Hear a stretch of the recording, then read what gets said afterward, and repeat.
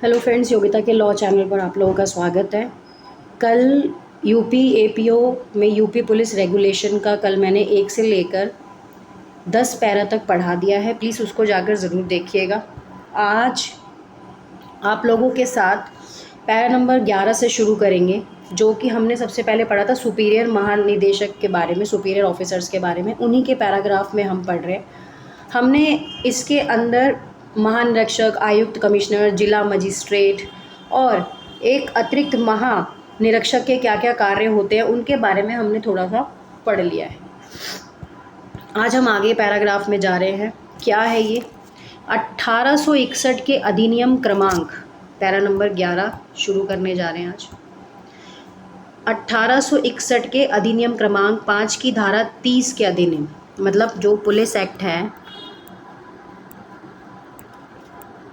जो कौन सा है, 1861, उसका सेक्शन नंबर 30 क्या कहता है? जलूसों को अनुज्ञा, मतलब जो भी अगर किसी व्यक्ति ने कोई जलूस निकालना है तो उसकी परमिशन देने और उन्हें विनियमित करने की अधीक्षक और सहायक अधीक्षक की शक्तियों का प्रयोग जिला मजिस्ट्रेट के नियंत्रण के अधीन रखते हुए किया जाएगा। मतलब जो भी पुलिस वाले हैं और जो भी उसके सहायक पुलिसकर्मी हैं, वो जिला मजिस्ट्रेट के नियंत्रण के में रहकर इसका क्या करेंगे, इस जुलूस को मेंटेन करेंगे या अनुज्ञा देंगे, परमिशन देंगे। अधिकांश स्थानों में जहां धार्मिक शोभा यात्रा जैसे कि मुहर्रम के जुलूस हो गए, सार्वजनिक उत्सव के लिए अनुज्ञा दी जाती है। मार्ग और अनुसरण को जाने वाली प्रक्रिया दीर्घकाल से चली आ रही है। सक्षम प्राधिकारी के द्वारा विहित किए गए अनुसार नियत किए जाते हैं। ऐसे मामले में पुलिस का कर्तव्य है ये देखना कि व्यवस्था बनी रहे, कहीं दंगा ना हो जाए धर्म के आधार पर। यदि समुदाय का कोई खंड या व्यक्तिगत सदस्य अपनी शोभा यात्रा का या उत्सव को विहित समय पर रीति से कार्यान्वयन करने से मना कर दे तो ये सूचित किया जाएगा कि विहित समय के पश्चात किसी मार्ग या अन्य रीति से उन्हें मंजूरी नहीं दी जाएगी। मान लो किसी व्यक्ति ने जुलूस निकालना है और वहाँ पता चल गया कि वहाँ इस जुलूस के निकलने से दंगा हो सकता है, तो वहाँ पर मंजूरी कई बार नहीं भी दी जाती। इसके लिए क्या कर दिया जाता है, अगर ऐसा कुछ होता है तो पुलिस को चाहिए कि वह जिला मजिस्ट्रेट और उनकी उपस्थिति में सब डिविजनल मजिस्ट्रेट और दंड प्रक्रिया संहिता की धारा 144 के अधीन आदेश पारित करने के लिए सशक्त अन्य मजिस्ट्रेट को आवेदन करे और उनसे निर्देशों के लिए अनुसरण करे। मजिस्ट्रेट के ना होने पर या संभव ना होने पर तो वहाँ का जो बाहर साधक अधिकारी है वो भी ये कार्य कर सकता है। और विवेक का प्रयोग करना बहुत ज़रूरी है। ऐसा नहीं कि वो कार्य अविवेक में आकर कर दे, कुछ भी लाठीचार्ज कर दे, ऐसा नहीं। अब उसके बाद पुलिस अधीक्षक की बात करते हैं, पैरा नंबर 12। अधीक्षक जिले के पुलिस बल का क्या होता है, प्रधान होता है। वह इसकी दक्षता, अनुशासन और कर्तव्यों के समुचित पालन के लिए उत्तरदायी है। उसे यह देखना चाहिए कि न्यायालयों को अन्य सक्षम प्राधिकारियों के आदेश को तत्काल क्रियान्वयन किया जाता है। क्या कहना चाह रहा है? जो भी अधीक्षक है जिले का, एक अधीक्षक है, मान लो एक जिला है और उसको संभालने के लिए अधीक्षक है ए, वो क्या कर रहा है, जिले के पुलिस बल का प्रधान है। अब इस जिले में बहुत सारी पुलिस है, ये पुलिस है, इनको क्या करता है, ये ए जो है इन सबको प्रधान है, इन सबको अनुशासन में रहने का और समुचित पालन करने का उत्तरदायी होता है। मान लो कोई पुलिस वाला क्या सब्जी वाले के जाके क्या करा, उसने चाटा वाटा मार दिया बिना वजह, या ये अपने नियमों के अगेंस्ट में जाकर अगर कोई पुलिस बल कार्य करती है तो ये उनका जिम्मेदार भी होता है। उसे ये देखना चाहिए कि न्यायालयों और अन्य समक्ष प्राधिकारियों के आदेश, जो भी आदेश दिए हैं वो हो भी रहे हैं या नहीं हो रहे। मजिस्ट्रेट और पुलिस बल के बीच सभी पत्र व्यवहार उनके माध्यम से किया जाता है।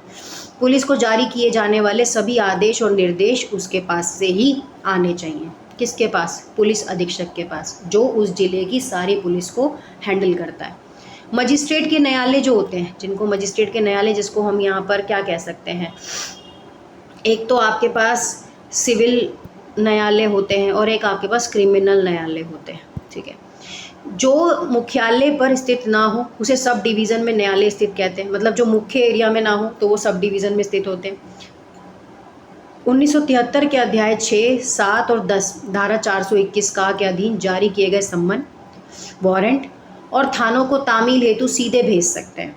ठीक है, दंड प्रक्रिया के सहित जो भी धारा 421 क्या बोलती है, जो भी अध्याय 6, 7, 10 सब डिवीज़न मजिस्ट्रेट के न्यायालय जिला मुख्यालय में स्थित नहीं है, वो सारे के सारे इस पुलिस अधीक्षक को क्या भेजेंगे, नोटिस भेज देंगे। वारंट आदेशिका थानों की तामील हेतु भेज सकते हैं कि थानों में चल क्या रहा है। पुलिस अधीक्षक के कार्यालय के मार्फत नहीं, ऐसी आदेशिकाएं तामील के पश्चात संबंधित न्यायालय को सीधे भेज दी जाएंगी, पुलिस अधीक्षक के कार्यालय में मार्फत नहीं की जाएगी इसकी।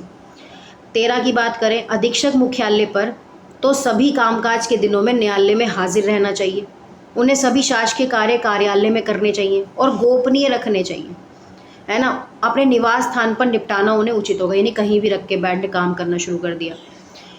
उसके बाद क्या है, पुलिस अधीक्षक को ये देखना चाहिए कि उनके जिले के भीतर सभी थानों का वार्षिक रूप से राजपत्रित जो अधिकारी थाने निरीक्षण के लिए ज्ञापन हो रहा है या नहीं हो रहा। प्रत्येक थाने का वर्ष में कम से कम एक बार परिदर्शन जरूर करना चाहिए उसे। भ्रमण में शरद ऋतु में सीमित करना आवश्यक नहीं है, निरीक्षण गृह उपलब्ध होते हैं। दूरस्थ स्थानों का ग्रीष्म ऋतु में, वर्षा में परिदर्शन किया जाएगा। जो भी ज्ञापन है वो दशा में 3 वर्ष एक बार पुलिस अधीक्षक को स्वयं ही करने चाहिए, वर्ष में 1 बार से लेकर 3 बार खुद से करनी चाहिए। पूरे थाने का निरीक्षण भी करना चाहिए पुलिस अधीक्षक को। पुलिस अधीक्षक को अपनी रिजर्व लाइन का वार्षिक निरीक्षण जुलाई शरद की ऋतु के बीच उप महानिरीक्षक द्वारा होने वाले निरीक्षण से पहले करना चाहिए।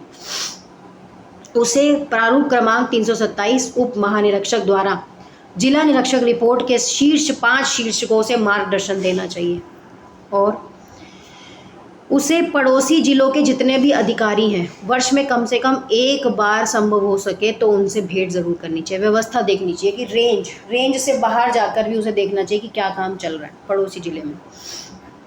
उसके बाद 14 की बात आ गई, सरकारी आदेशों की पुस्तिका में जिले का प्रभार सौंपने वाले किसी जिला राजपत्रित अधिकारी द्वारा गोपनीय ज्ञापन तैयार करने के लिए अंतर्विध निर्देशों का पुलिस अधीक्षक द्वारा अनुसरण किया जाना चाहिए।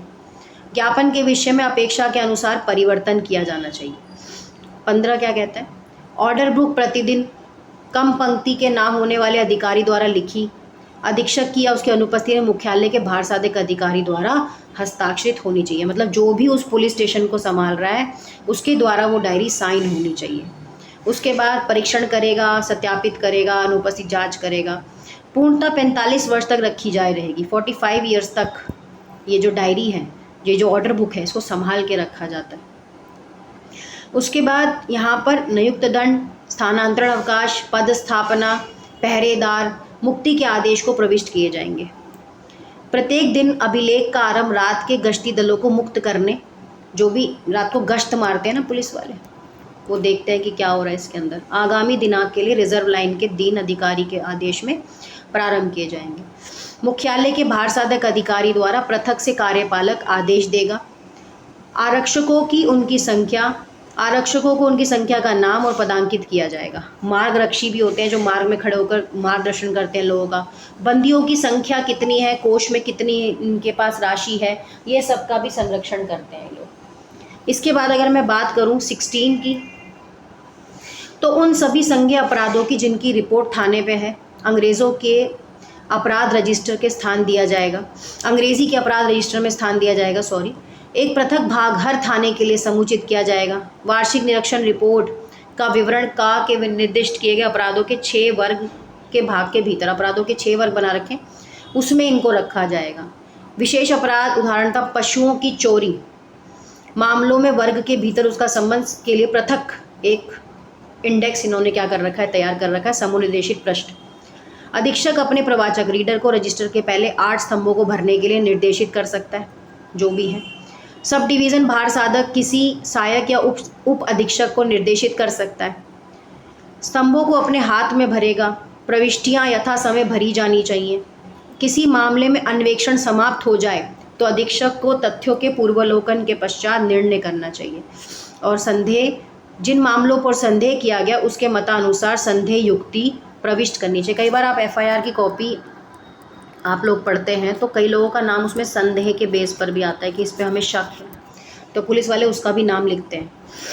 अब आता है पैरा नंबर 17, जो कि आपके पुलिस के सहायक और उप सहायक की बात करता है। अब इन पे काम कर लेते हैं कि ये लोग क्या करते हैं। सहायक और उप सहायक अधीक्षक के किसी ऐसे कार्य का पालन कर सकेंगे जिससे कि वह विधि या नियमों के द्वारा स्वयं ही करने को बाध्य ना हो। जो कर्तव्य उनके हैं वो तो हैं ही हैं, उसके अलावा भी ऐसे कुछ काम हो सकते हैं जो उनको दिए जा सकते हैं। वह जांच और सिफारिश कर सकते हैं, वह अंतिम आदेश प्राप्त करने को सशक्त हो सकते हैं, वह भ्रमण पर जाना, निरीक्षण करना उन्हें चाहिए। महत्वपूर्ण अन्वेषणों, पर्यवेक्षणों, निर्देशन के लिए उनको सेवाओं का स्वच्छंद रूप से उपयोग किया जाना चाहिए। पैरा 528 के अधीन प्रमाण पत्र प्राप्त कर दिया हो तो जिले के एक भाग की भार साधना अधीक्षक के नियंत्रण के अंडर में आ जाती है, उनके अधीन रख दी जाती है। कोई सहायक अधीक्षक जो जिले का प्रभार ग्रहण करने के लिए हो गया हो, अधीक्षक की उपस्थिति के मुख्यालय का प्रभार ग्रहण करेगा। जब ऐसा अधिकारी उपलब्ध ना हो तो वह राजपत्रित पंक्तियों की सेवा समय की लंबाई में वरिष्ठ होने वाला राजपत्रित अधिकारी उस प्रभार को ग्रहण कर लेता है। मतलब जो अब उस पर वहाँ का वरिष्ठ अधिकारी है वो उस जिम्मेदारी को ले लेता है। साधारणतः हटकर कोई भिन्न प्रस्ताव करे, रेंज के उप महानिरीक्षक को भी संदेश किया जाना चाहिए। मतलब उस रेंज में जो उप महानिरीक्षक है उसको बताना होगा। जब मुख्यालय पर कोई राजपत्रित अधिकारी हाजिर ना हो, मतलब जो व्यक्ति वहाँ पे डिप्यूट किया गया हो, ऐसे कह सकते हैं, उसको रखा गया हो और वो वहाँ पे ना हो, तो अधीक्षक को मुख्यालय पर किसी अंग्रेजी जानने वाले निरीक्षक को अपने कार्य का प्रभार सौंपना चाहिए। 497F की बात करें, प्रमाणित गिनाए गए कुछ सहायक तथा उप पुलिस अधीक्षक कुछ निबंधनों के अधीन रहते हुए पैरा नंबर 491 पुलिस अधिनियम की धारा 7 के अधीन अधीक्षक के कर्तव्यों का पालन करने को सशक्त होंगे, जहां तक उनका संबंध निरीक्षक में कम से कम पंक्ति के होने वाले अधिकारियों से है। सहायक अधीक्षक में उप अधीक्षक जिनकी नियुक्तियां सपुष्ट की जाती हैं निबंधनों के अधीन रहते हुए पुलिस अधिनियम की धारा 7 के अधीन पुलिस के अधीक्षक के कर्तव्यों का पालन करने को सशक्त है। उनका संबंध पुलिस अधिकारियों के निलंबन के अधिकारियों किए जाने वाले अधिनियम की धारा 7 खा दंड आज्ञाओं पैरा नंबर 479 देखेंगे नीचे चल के। पुलिस के सभी उप अधीक्षक धारा 30-30A के अधीन पुलिस के अधीक्षक के सभी कर्तव्यों का पालन करना उनके लिए ज़रूरी है। उप महानिरीक्षक, उन्हें रेंज के उप महानिरीक्षक द्वारा छूट नहीं दी जाएगी। परिपत्र आदेशों के प्रति जिन्हें वह जारी करना और प्रस्तावित करना कंटिन्यू करते रहेंगे। आवश्यक स्पष्टीकरण महानिरीक्षक से अनुमोदनार्थ भी भेज सकते हैं, अनुमोदन कर सकते हैं, रिक्वेस्ट एप्लीकेशन भेज सकते हैं। तो ये पैरा नंबर 17 था। इसके अंदर हमें क्या इम्पोर्टेंट पढ़ने को मिला? यही मिला कि अंतिम आदेश प्राप्त करने के बाद इनको डिप्यूट किया जा सकता है एक अपने मुख्यालय में। ठीक है, अब ये 2 है, इसमें कितने पैराग्राफ? रिजर्व निरीक्षक और रिजर्व उप निरीक्षक क्या होते हैं, इनके बारे में भी थोड़ा सा पढ़ लेते हैं, या कल से पढ़ लेंगे, कोई नहीं। आज एक ही चीज़ थी तो ये कर ली। तो ये थी आपकी 12 मिनट में। इसमें मुझे कुछ इतना इम्पोर्टेंट दिखा नहीं। अभी हम क्या करेंगे, पूरी क्लास इनकी कंसोलिडेट लेंगे। टोटल इसमें अगर आप पूरे पैराग्राफ की बात करो ना, अगर मैं पूरे इसमें यूपी रेगुलेशन एक्ट के पूरे पैराग्राफ की बात करूं तो मुझे यहाँ पर टोटल पैराग्राफ नज़र आते हैं 554। और अब आपको पता है कि नया लॉ आ रहा है BNS, BSA और BNSS, तो उसके हिसाब से जो यहाँ पर IPC के पुराने सेक्शंस जुड़े हुए हैं उन पे हमें नए सेक्शंस को भी ऐड करते हुए जाना पड़ेगा। तो प्लीज़ लाइक करिए, चैनल को सब्सक्राइब करिए। Thank you.